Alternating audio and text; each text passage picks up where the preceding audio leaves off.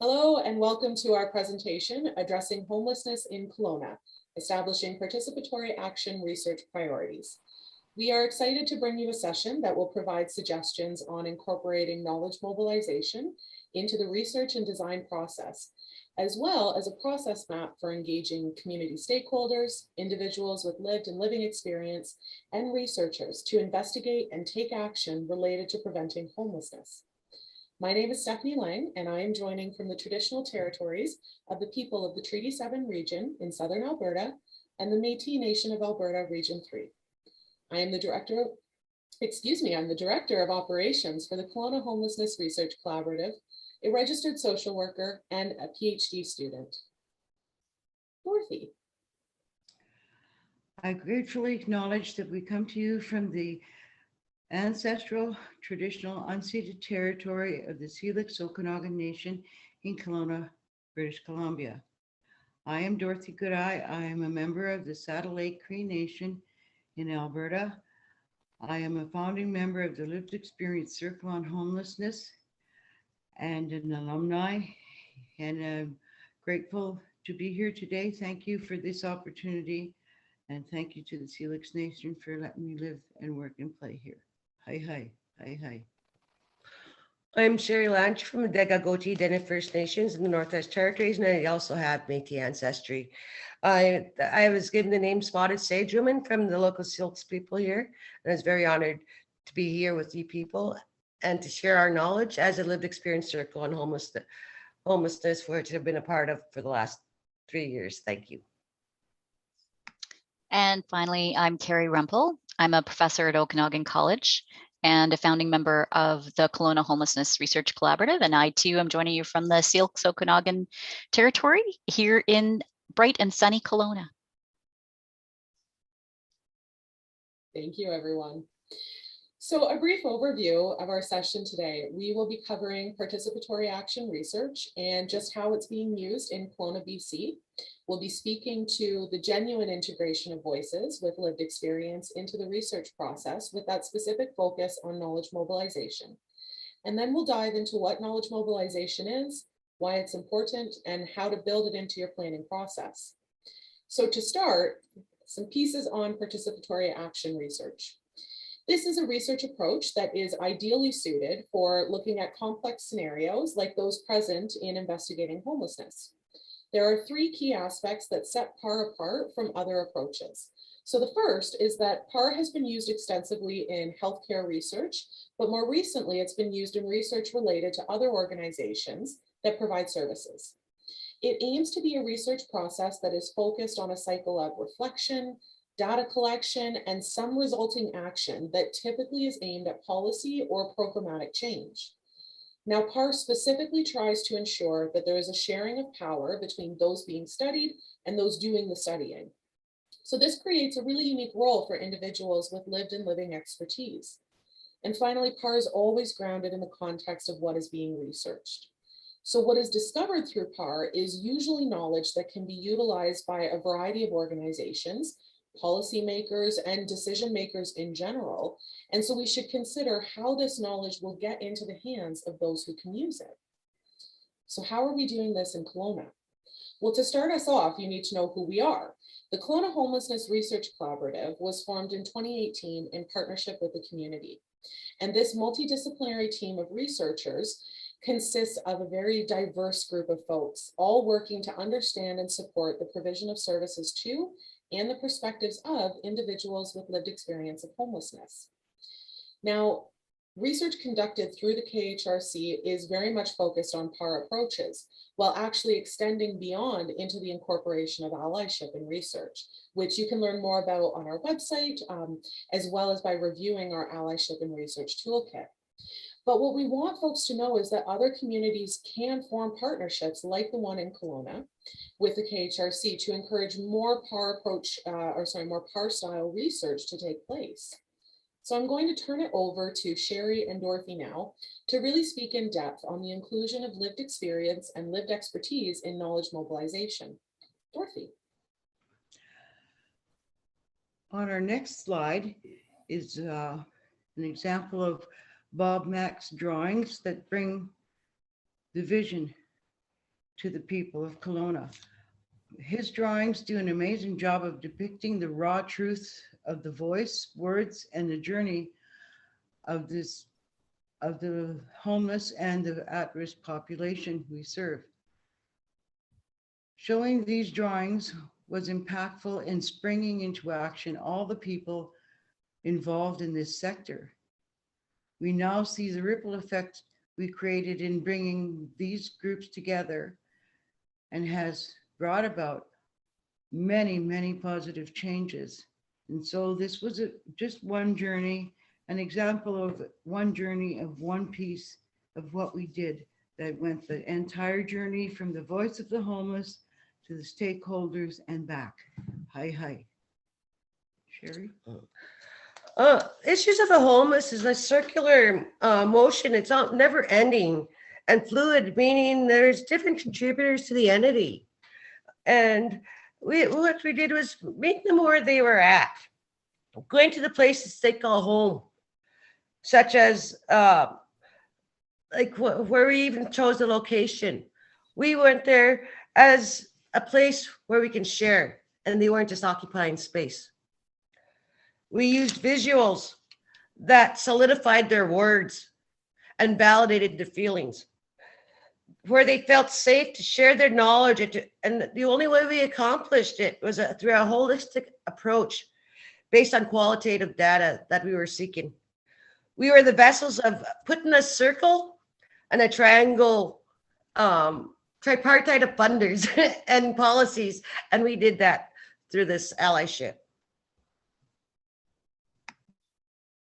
Thank you so much. Carrie, love to hear. Great. Okay, so knowledge mobilization is the other part of what we're here to talk about today and to understand what that is. And really, when our group talks about knowledge mobilization, it's how do we get the information in and how do we get the information out to different groups of stakeholders and different people. So we think about it as a process. And we think that there are 3 times in particular that you need to consider knowledge mobilization when you're going through either creating a project or you're thinking about research. So the first is around the consultation time. The second is when you're actually engaged in the planning. And the third is when you're creating the outputs. So when we look at consultation, this is the part before you do any planning, before you decide what it is that you're doing, where you're engaging with your stakeholders and communities, you might want to think about who could be using the data that you want to collect. What specific things that they might need to help them in their work or to help them to understand maybe more about the context in which they're working. You want to wonder and ask if there are particular junctures or points in time when the research that we're collecting will be particularly beneficial. And then why do they need the information, and where and how is the best place to get the information out to people? So that's during consultation. When we actually consider the planning, or we work through the planning of our project, we want to think about knowledge mobilization from the perspective of data collection. And this is one that a lot of people don't think about, but you need to consider how you want to collect that information when you're planning, but you also want to plan for how is it going to be distributed. So we always want to make sure that the way that we're bringing in information is also going to help us in getting it out to other people. And during analysis and validation of our, in this case, in research projects, we should consider in the planning stage, what other voices that we can bring in. Because the more voices that we're able to bring in, the more people that are able to help us to mobilize that knowledge once it's ready for distribution. And then we want to think about 2 things in our planning scenarios: the final results and the repository. So we want to, again, consult and think about how we want those final results to be displayed, but also how do we keep them, or how are we going to keep them so that other people can use them?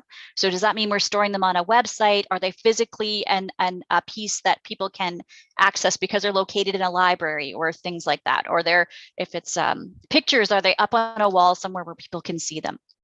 And so the final slide that we wanted to show you in this section is just to consider that there are lots of outputs from knowledge mobilization. And I think we've used most of these that are on this slide and a bunch more that Dorothy and Sherry are going to highlight in the next slide.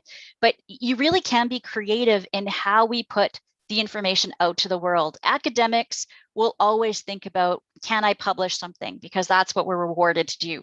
But there are so many other more important ways to get that information into the hands of people that need them. So I'm going to pass it over to Dorothy and Sherry to give you some examples of what we've done in our project. We did this research from the ground up by identifying the issue and the target groups, which were the homeless and the at-risk people, by going to their level, to the street level, to get their voice. We offered them what they needed. They needed warmth, a warm place to converse, a safe circle to do it in. And we offered them monetary value and food. And by bringing them together this way, we got the voice that we needed from the homeless people. And then we went into focus groups and into a safe circle and gathered the homeless with the stakeholders and service providers and got their voice, also got the service providers' voice and the stakeholders' voice in the community. And in this way, we brought them together in a good way of discussion and developing a strategic plan of action, and the result of which we're seeing implemented in the community to this day and ongoing.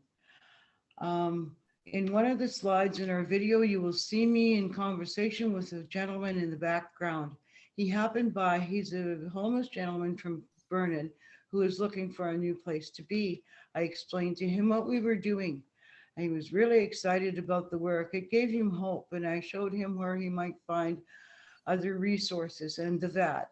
I told him to spread the word on the street and watch for what might happen. I saw him 2 weeks ago. He's a very happy gentleman. He now lives in Kelowna and has a place in one of our facilities, and that's the journey of our voice. Hi, thank you. Well, knowledge mobilization to me was like, the old saying, you're going to walk the walk, make sure you can talk the talk. And that gave us the ability to do that through our lived experience voice, me with in our own street life and Indigenous culture, bringing that to the forefront and respecting everybody with dignity. One of the best things that I got out of this was putting our words into action.